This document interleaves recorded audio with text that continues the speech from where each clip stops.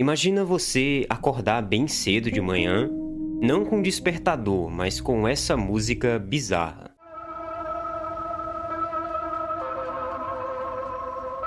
Você levanta, olha para a parede da sua casa e a primeira coisa que você faz é agradecer por mais um dia, não para Deus, mas para os líderes do seu país.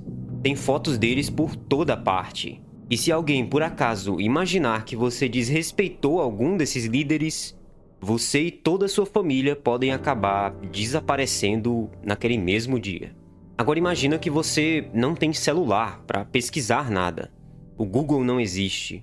O YouTube é bloqueado. Não tem WhatsApp, rede social, nada. A única internet que você pode ter acesso é uma internet controlada pelo governo e aprovada pelo Estado. Isso daqui não é o enredo de um filme de terror futurista ou uma série de ficção científica. Isso é basicamente o dia a dia real de milhões de pessoas que vivem na Coreia do Norte. Nesse vídeo, eu vou te mostrar como que é viver no país mais fechado do planeta. Eu vou te mostrar cada detalhe do regime norte-coreano, o que acontece com quem tenta sair do país. Seja bem-vindo à vida dentro da Coreia do Norte.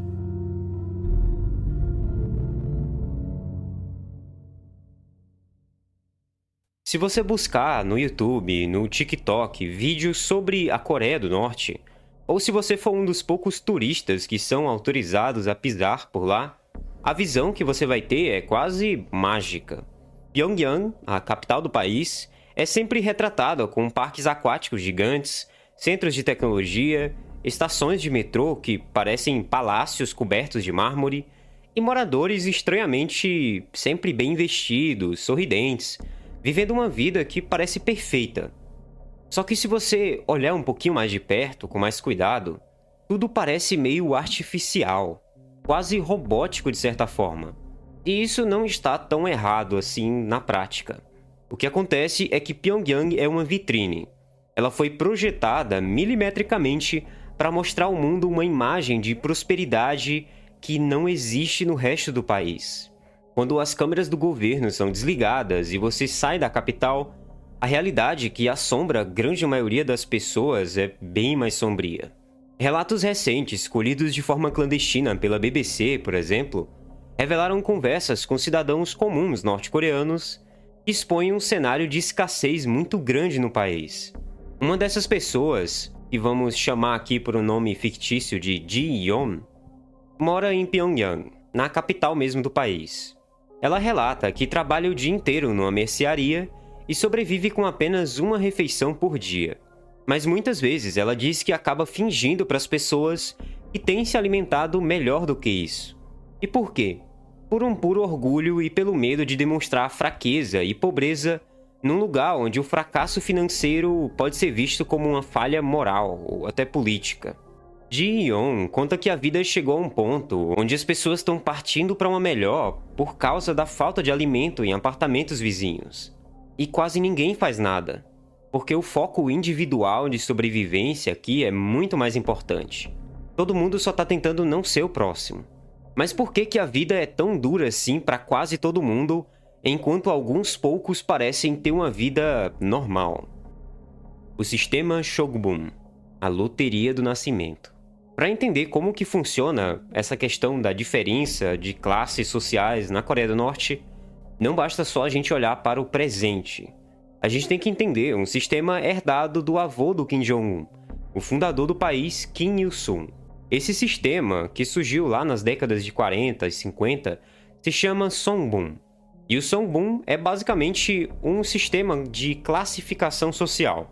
É quase um sistema de castas na Índia, só que focado mais na lealdade política aos líderes do país. O Songbun condiciona absolutamente todas as áreas da vida de uma pessoa que vive na Coreia do Norte. Aonde ele pode morar, o que ele pode estudar, se ele vai ter acesso a médicos bons ou não, e o tipo de trabalho que ele vai ser destinado a fazer, digamos assim. Não tem essa liberdade de escolher o que você vai fazer para sua vida, não. E esse sistema acaba medindo o seu valor e a sua qualidade não pelo que você faz, mas sim pelos méritos ou falhas dos seus ancestrais. Funciona assim. O governo divide a sociedade em 3 grupos grandes principais. E esses também têm algumas subdivisões, mas eu não vou falar sobre isso aqui. O primeiro grupo são os leais. Se os seus bisavós lutaram contra os japoneses na guerra, ou se eles foram operários revolucionários leais a Kim Il-sung, parabéns, você tem sangue puro. Você provavelmente mora em Pyongyang, pode frequentar as melhores escolas, consegue cargos importantes no partido e vive a vida de vitrine que a gente falou. O segundo grupo é a base da pirâmide média, os intermediários, ou Dongyo. São pessoas com históricos bem neutros. A lealdade deles é vista como ambígua.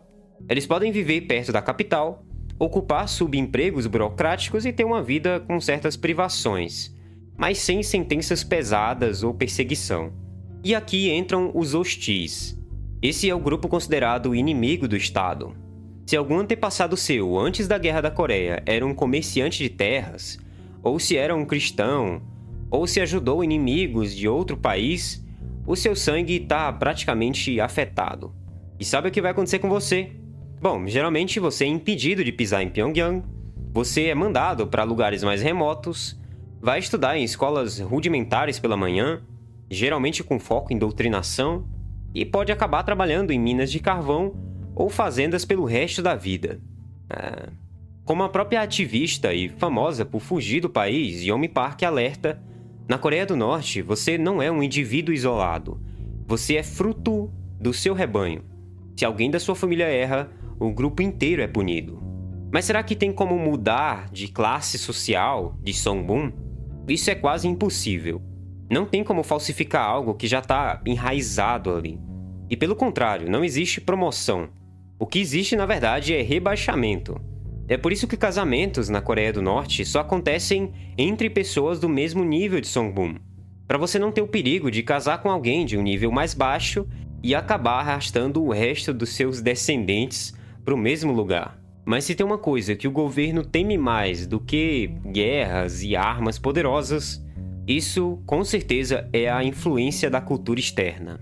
Nós já sabemos que a Coreia do Norte é um país extremamente fechado, com muitos bloqueios, limitações, e o governo gasta muitos esforços tentando proteger as suas pessoas, digamos assim.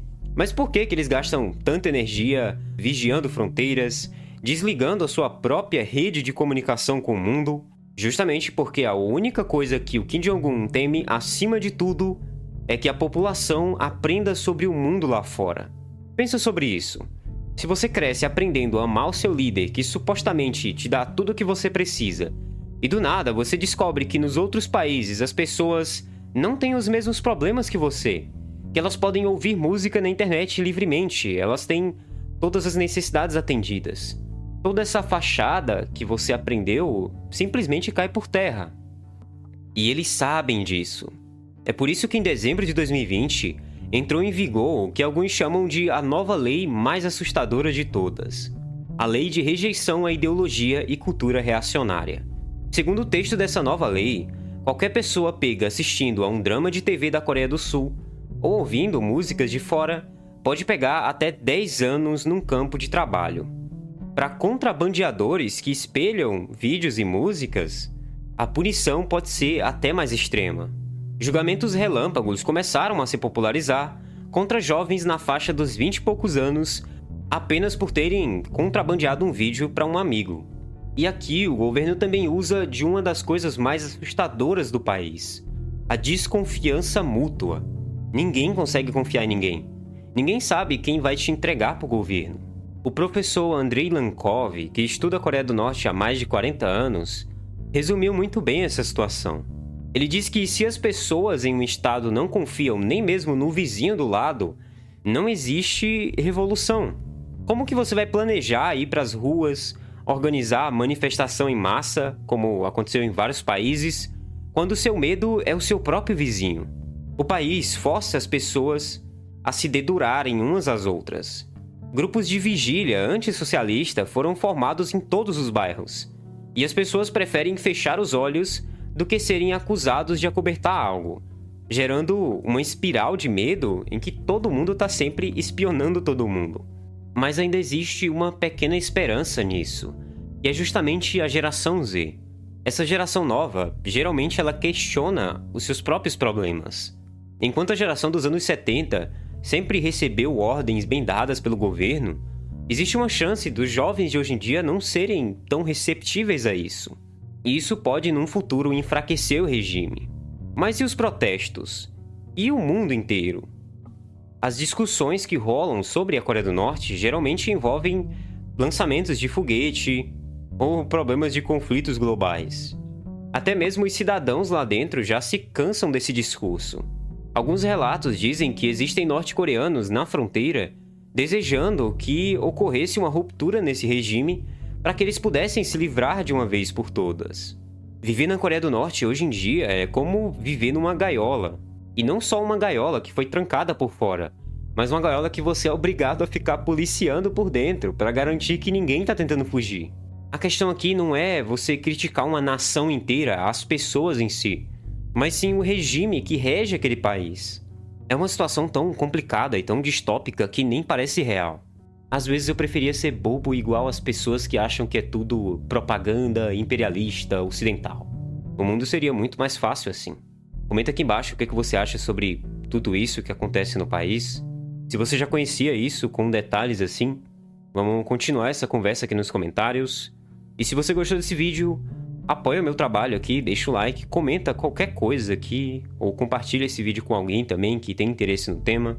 A gente tá tentando trazer mais vídeos agora aqui, então se você quer me ajudar a continuar fazendo esse trabalho, a continuar sustentando esse negócio também, deixe seu like aí, comenta, e eu vejo vocês nesse próximo vídeo aqui.